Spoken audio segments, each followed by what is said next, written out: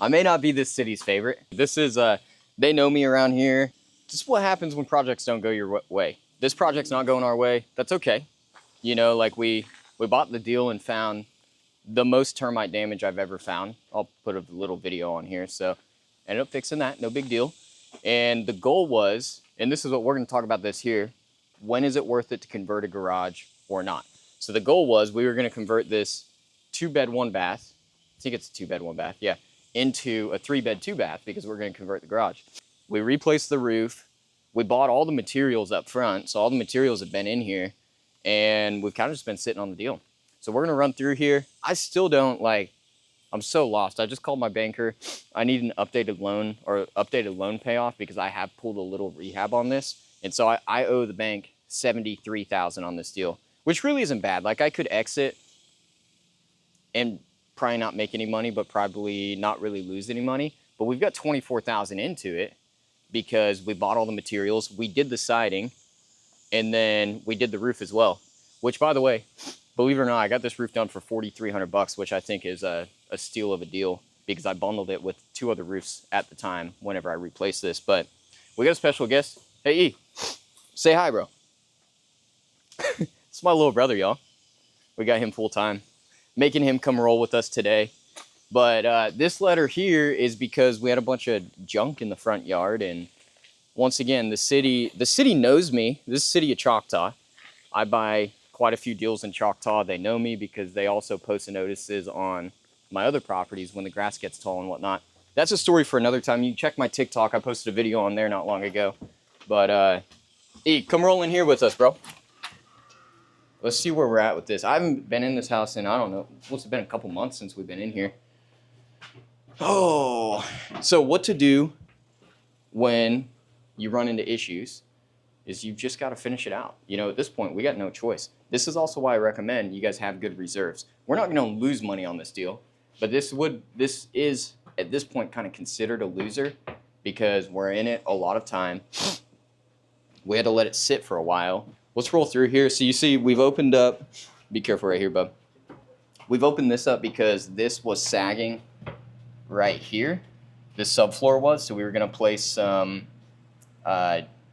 support up under here. And then this was sagging right here, so we're going to place some support up under here as well. Here, you stay right there, bub. We're going to roll in here. We'd already demoed the place out, so we were going to rip in. Pretty simple stuff. New bathtub, tile the shower. We were going to keep, I mean, at this point, this just needs to be replaced. It's all junk. We're going to replace this vanity, new mirror, new light fixture, new light fixture up top. And that's a damn good toilet, so we're going to keep the toilet. No point in replacing that. But the bathroom's pretty simple, nothing crazy. New light fixture up here, probably recessed light. And then these 2 bedrooms, we had to rip out all the sheetrock up front because this is where all the termite damage was that we found. And then the sill plate on the outside, which is what holds the house up, it's very important. We'd ended up replacing that as well because termites had eaten that up. That's stuff that you can't always catch up front because until you start ripping stuff out, you're just not going to know what's going wrong, you know? And so it is what it is, but like I said, we're probably in this project, bought it for 70, then we've got closing costs, and we've got 24,000 in it already. You can see we really haven't done that much. 78. We're probably right in under 100,000 with closing costs and holding costs. Thankfully, we can keep the cabinets in here. So just quartz countertops, little backsplash. This is a headache project every time I come in here. So here in the garage, the goal was, you can see we started framing this up. There's a toad over there, bub. A toad? Oh, he just hopped under. Yeah, he is. We aren't getting to him. He's probably on the other side. So we got all the lumber in here. And so I've been flipping back and forth. I was like, at first I was like, okay, we're going to convert the garage. And it was like, okay, we're not going to convert the garage because now we've got to pull permits. And it's a lot more to permit this because they want all this junk that I just think is a little silly. You know, like plans from engineers to convert a garage. Whatever. Understood. We're going to do the work right, and we've got a licensed contractor. And so I just don't necessarily see a reason. Hey, bub. Here you go, bub. Oh, We critter hunt a lot. So the goal here, raise the floor. I don't like converting garages without raising the floor. We were gonna rip in, of course, a wall here with a big window. We're gonna put a door here, so you come in, this is all living space, bedroom. Maybe put a window back here, but it's not necessary. And then from here over, we're gonna walk in, and then, I can't even remember it now. Closet where you're standing. Okay, this was closet. That's shower, bathroom, vanity, all that right there. Yeah, shower, bathroom, vanity. And door right here. And a door right there? Can't do a door there. This is where the bathroom's gonna be. This is where you shower at. Yeah, it's a good idea though. Whenever you raise the floor like this, super easy. This is a crawl space house. And so to rerun plumbing and stuff, we just run it right under this floor. So it's not a big deal to do that. Yeah, and then this back here, we were gonna pretty much keep like this. And this was still gonna be laundry back in here. And then of course we have the hot water tank. And so anyways, at this point, I flip-flopped back and forth. I was like, we're gonna convert it. We're not gonna convert it. Now I'm thinking that we just convert it. Because the thing is, for me to lose money on this deal, if we convert it, because it's worth $185 after repair value. So for me to lose money on this, we'd literally have to spend, I'll show you guys how I run this real quick. So let's just say we sell for $185. We're gonna pay 3% realtor fees. So it's $5,500 plus another $1,500 in closing costs. So that's $7,000 there. And so 185 minus 7 minus even the holding costs on this are nothing because it's such a cheap house. You know, they're $800 a month. And so even if we did 800 times another 6 months, let's see, that's 4,800 plus 7,000. That's 11.8. So then 185 minus 11.8, it's 173 minus holding costs and closing costs, sell side closing costs. And so really at that point, I mean, we could be all in 150 and still make 20 on the deal. Obviously that's not the goal. 1 second, bud. Obviously that's not the goal, but I mean, we've still got 50 in labor that we could spend on this, and we're still gonna have some materials. Majority of them have been ordered up front, already redone the siding and the roof. We still have to paint the exterior, paint the interior, new flooring, new fixtures, granite countertops, rip in the new bathroom. But I don't know which video is going out first. We did hire a new crew, $600 a day, 5 days a week. So it's $3,000 a week in labor. And so they could be on this for 16 weeks and still make money. What'd you find? A bird's nest? What? Down right up there. Did you find any eggs? No. Hey, tell them about that baby bird we found the other day. One time, like a little while, we found a bulge near our house. Yeah. And this week. And it was a blue jay. Took it to a, actually our dog was chewing on it. It was a baby blue jay. Took it to a lady way out in the country. When we called, I don't know what it was, when we called, now I'm losing my mind, Oklahoma Department of Wildlife, they sent us to this lady. So if you ever find a wild bird, you can't keep them. It's like actually a federal offense, I think. So that was my first idea, but wasn't going to work. If you let them out in the wild, when they're still babies, their mothers will actually eat them. What is this? Oh, wait a minute. It's all wet up under here. We don't have water on even here. Doesn't make any sense. It might have a leak coming from the roof. What if it's pee from the guys that were working? Oh, dude. I bet you that's what that is.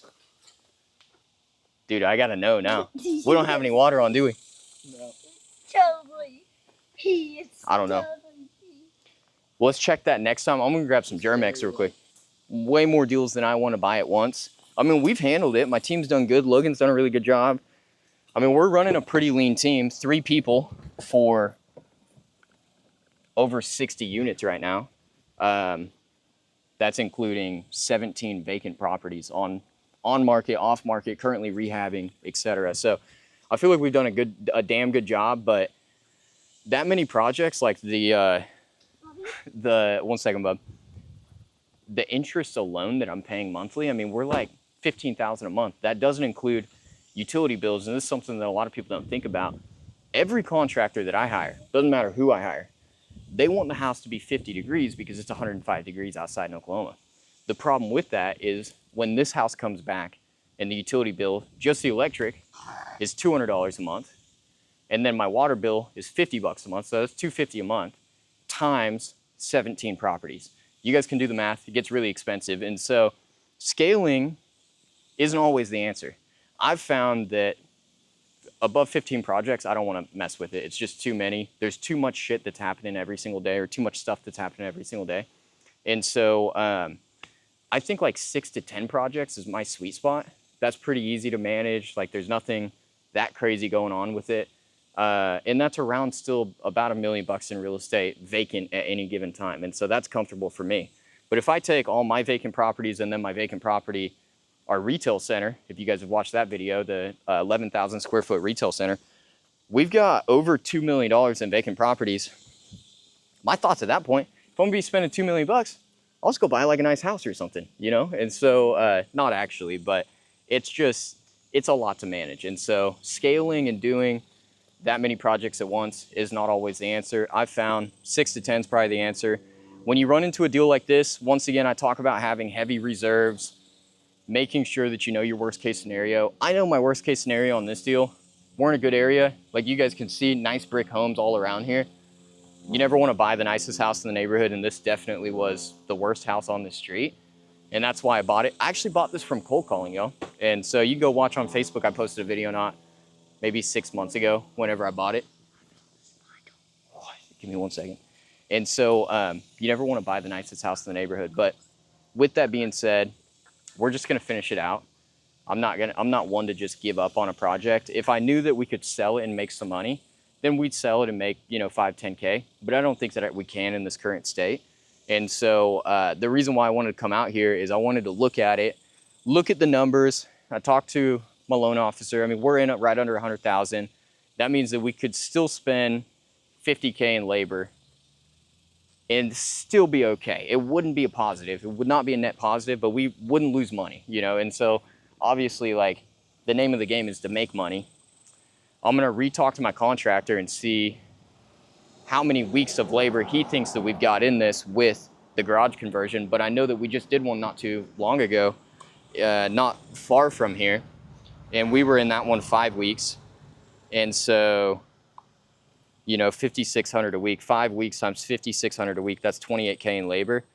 We'd be right in on this deal, 70% less repairs. Like you see, we're in 100 right now. So if you take 100 plus 28K in labor, we'd be in at 128. It'd be a slick property. It'd be a 3-bed, 2-bath, nice little house. Now, if it's less than 1 acre, it's like a 0.3 of an acre. If we could do this rehab and we're in 6 weeks or 7 weeks, then at that point, I'm probably just gonna sell this deal. And so I get asked a lot, like, how do you determine if you're gonna buy and hold it or buy and sell it? Right now, it really just depends on where the labor lands, And so I've been changing contractors. We've hired some new guys. Once again, we scaled a little bit, and just material costs are crazy right now, along with labor costs. And so it's not necessarily that it's a fail, but if I'm in this deal and I can't pull out 70%, I'm not gonna pull out more than 70%.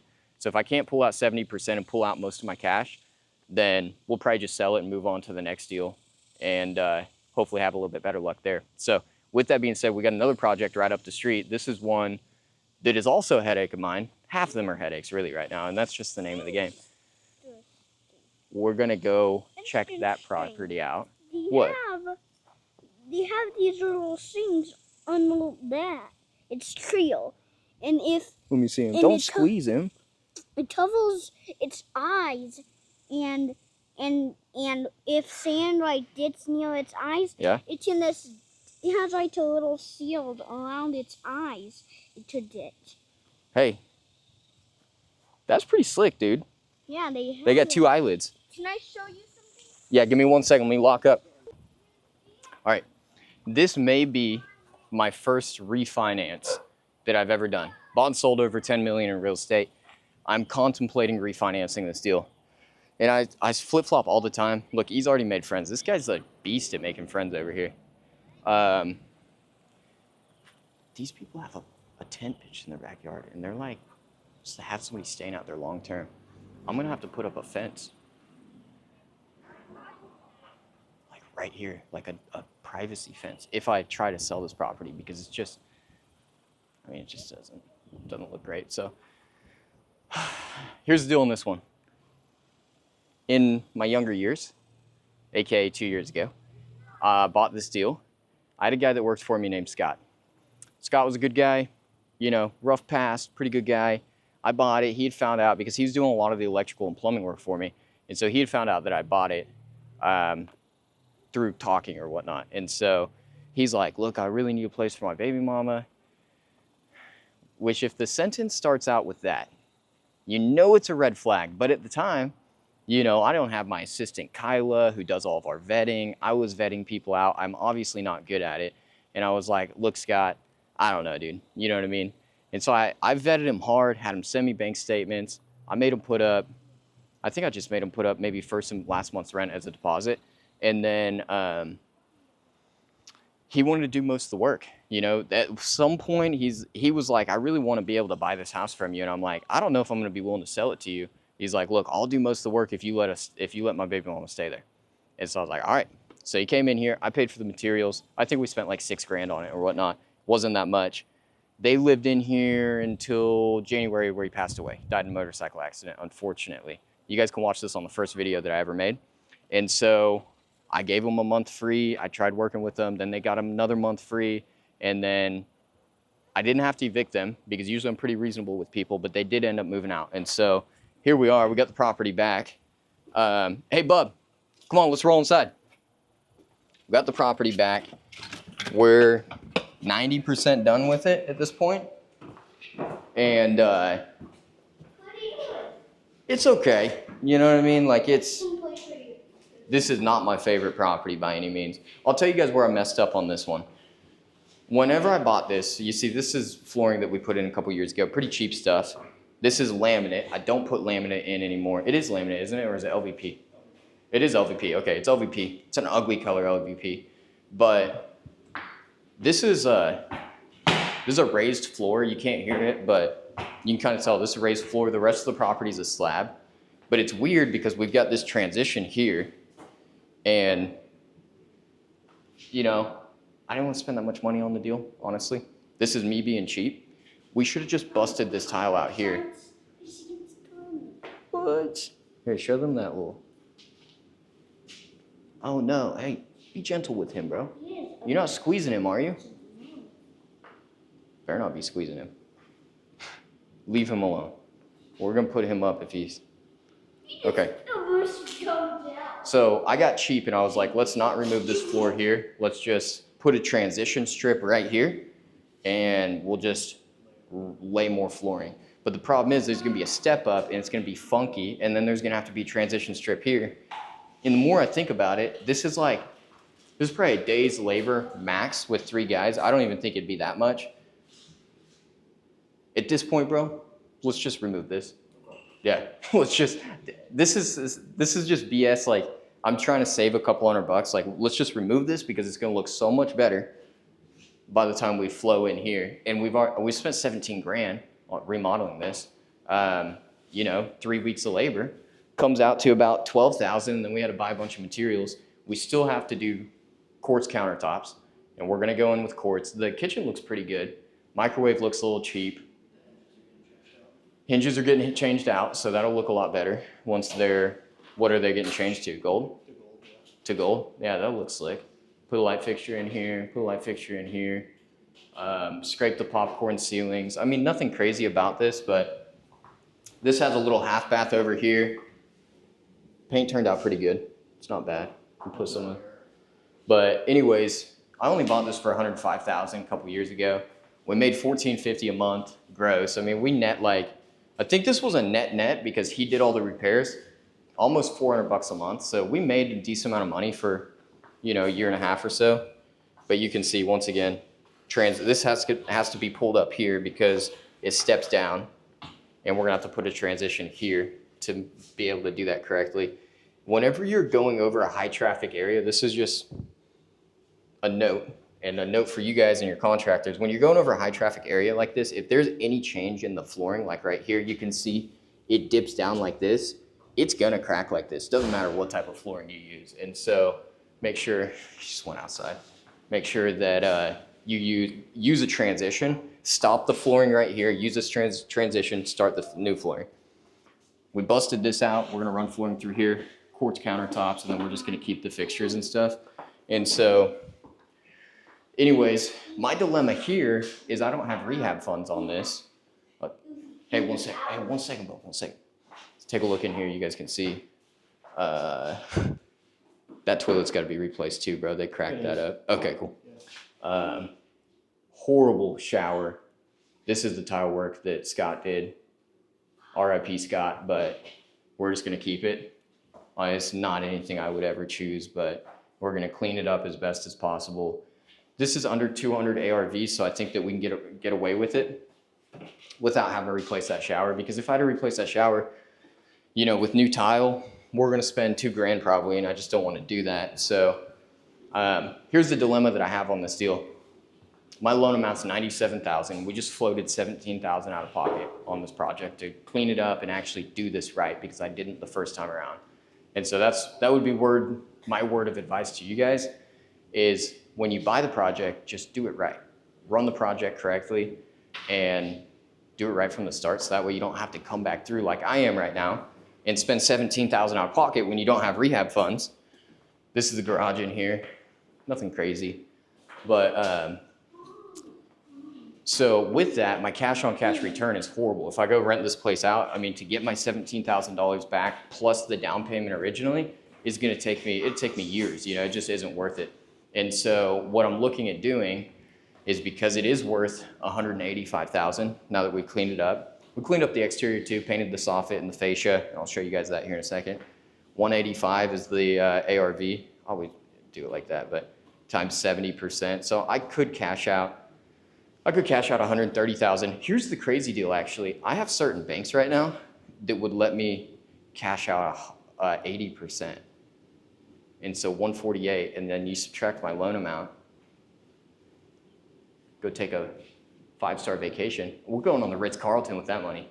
Not actually, but I'm not gonna cash out $51,000 because I don't want to pull that money out, because I like to have equity in my deals. And so for me, what I'm looking at doing is I would cash out 65% like this, boom, cash out 120, take back what's mine, my 20,000 that I spent on this deal, and then we move on, and then my cash on cash return is gonna go up exponentially, and I still get to keep the deal. Or my other option is 185 times 3% plus 1,500, so we got 7,000 in closing costs. This wouldn't be net, but I could gross and 1031 this money. That'd be 81,000 that I could pull out of this if I just sold it outright, and I could go buy something else. And so right now, I'm keeping it up in the air. I haven't decided, because we're gonna make a couple $100,000 from some other projects that we're closing right now. If I can find a nice larger deal, like multifamily, commercial, something nicer that I can 1031 into, or move, $200,000-300,000 into like a little bit of a nicer deal, then I will sell this at that point, because it'll make sense. If I sell one unit for 80 and make 80,000, gross 80,000. I don't want to say make, because we've got holding costs and closing costs and my original down payment in the deal. And so it's not that I'm netting that much. Okay, that's what I'm talking about. Well, leave him alone for a second. You're gonna. I saw him this. All right. Give him another little fly. So it's not grossing. Just because I get a check at closing for 81,000 doesn't mean that I made 81,000. And a lot of people have that misconception. You see those guys flashing checks all the time. Well, if you've got 50 grand of your own money, you didn't make 81,000. You made like 40,000. And then most of those guys don't even account holding costs, closing costs. They're not even being true to themselves on the rehab costs. You know, like they say they got 20 in the deal, but they just don't track their rehab and they really have like 30 in the deal, you know. But there's guys that are legit. I'm just saying that a lot of times when you see those numbers online, it's not true net in your pocket. Because I could go and sell this and put 80,000 in my pocket, but I have my own money in the deal. So hopefully that makes sense. So right now I'm keeping this one in the air. You know, this would rent, this is gonna rent for about $1,600 a month, which of course, you know, if I've got a $120,000 loan, that's way over a 1%. The DSCR, the debt service coverage ratio is really good. For me, my cash flow is gonna be a little bit lower because I get 20-year notes on all my properties. So this isn't, I'm not gonna go put this on a 30-year note. I'm gonna put it on a 20-year note. And so anyways, let me know what you guys think. What would you do? Sell it, refinance it, keep your cash in the deal? Those are really the three options I've got at this point. Keeping my cash in the deal is definitely at the bottom. I'm not gonna do that because it just doesn't make sense as an investment. Keeping the 20K that I just spent doesn't make sense as an investment. I want my 20K back. I'm gonna go deploy that elsewhere. Selling it maybe doesn't make sense either because I've got a ton of equity. It's a nice brick home. It's got a newer roof. The windows are aluminum, which I don't love, but as a rental, like I can keep them aluminum. They're not going anywhere. They're not gonna go bad. And then refinancing it, you know, or selling it at that point, just taking the 80K and moving it on to the next deal. So these are the questions that I'm always asking myself. And then like, if you're like me and you got 17 projects, it's a little hard to sort, but they change, you know. There's no like there's not a hard fast rule for me. Like if it fits this exactly, I'm gonna do this, you know, because for me, like on this deal, the numbers make sense. I cash out my 70% or 65% that I have in the deal. I don't have any of my money in the deal, maybe a little bit of a down payment from when I originally bought it, 5 to 7K. My cash on cash return's really good, 25, 30%. You know, and then like that makes sense on paper, but if I can sell this and go buy an 8-unit apartment complex with this 80,000, I add 8 doors. And also because of the volume, I might be able to make a multiplier on that 8-unit apartment complex. I might be able to turn this 80,000, go buy an 8-unit, stabilize it and sell that and make 200,000 and then move that up from there. And so like the multiplier is just not there. And so that's why I don't have like hard, fast rules of like, I'm just gonna do this. If the numbers fit this, I'm gonna do exactly that, you know, because it depends on what deals come up. It depends on what I'm trying to buy for that quarter. It also depends on what my tax position looks like. If I have a really profitable quarter and it's like, okay, you're gonna pay 100,000 in taxes just based on this quarter. It's like, all right, let's pump the brakes on that. Unless I can 1031 the funds and move that into the next deal tax-free, let's pump the brakes and let's just wait until we find the right deal or just wait until the next quarter. These are the types of things that are always running through my brain. Like there's no right or wrong when it comes to real estate. It's just in certain seasons, it's like we overheated. It's a little hot outside. It says it's 103, but pretty much, you know, in certain seasons, like I was saying, it makes sense for me to hold more deals. In other seasons, it makes sense. Let's sell these and trade up, you know? And so that's the name of the game, I feel like anyways, is trading up, trading into more assets. When you have certain guys that are like, I want to own 500 single family houses. I don't necessarily want to own 500 single family houses. You know, I want to be able to own multifamily that's all under one roof, a little bit easier to manage. And then ideally, like what I've moved into, more retail industrial space, because it's just easier overall, way easier than single family. Because single family, like, you get tenants in, they trash them.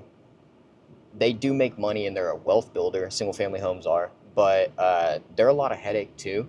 And you have to be willing to deal with that, you know, in the beginning, especially if you're self-managing. I self-managed mine up to around 30 units and now I've got a team that helps me manage, but I would not be able to manage these, at least, and keep my sanity, manage these solo. So I know a lot of people, you guys see a lot of my flips on here because I'm in a season of flipping a lot of houses, but all I'm doing is taking that money and reinvesting it into my real estate team, into more commercial deals, etc. You know, right now I'm really trying to, you know, I keep a couple 100,000 liquid at any given time, and I'm trying to get up to around $500,000 liquid, because then at that point I feel comfortable to go buy $1.5 million, $2 million property. And so that's the season that I'm in right now.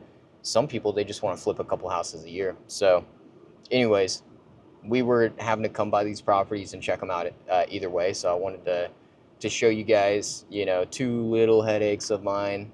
Some properties, super easy. They go correctly. Everything goes right. And then some properties like this are just chaotic, you know? And so that's the name of the game. If there weren't issues, there would be no point for real estate investing, you know? And there's a reason why not everybody wants to do it. It's a little bit of a headache, but I think the upside outweighs the downside. Hope that video adds value. If you guys can, drop me a like, drop me a subscribe. I'll catch you guys on the next.